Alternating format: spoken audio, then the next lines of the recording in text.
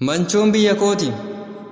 Manchoon biyya kooti biyya of tahee jiraatu, biyya bishaan gaafannaan aanan baasee siif laatu, biyya jaalalaa fi kabajaadhaan faayamte, biyya ulamaadhaan maqaan siitis waamamte, maqaa siis dhagahii hunda siif tarreessa, biluudhaaf himolee haga siyoo siddissa, kusaayeedhaan bahee didibboo agada arge, simannaa kabajaa achumattan arge, heemaa waddeessaarraa doobbi dooyyoon bahee, osoman adeemu biyya magariituu hasaanuppee gahe.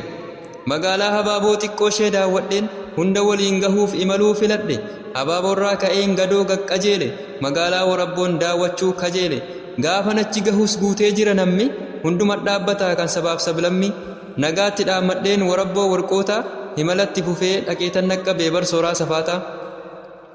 Sooraa keessa baheen lakkuu meexxii gahe, xiqqoo ishee dadhabeen ifirras gattaa'e, anaa dhufu jechaa saaxiniis bananii, aannan gadi fidan qabeedhaan baatanii, bulinaan jedhanii lakkii as hin bulu, yeroo xiqqoo booda dhaqeetan naqqabee magaalattii bilu.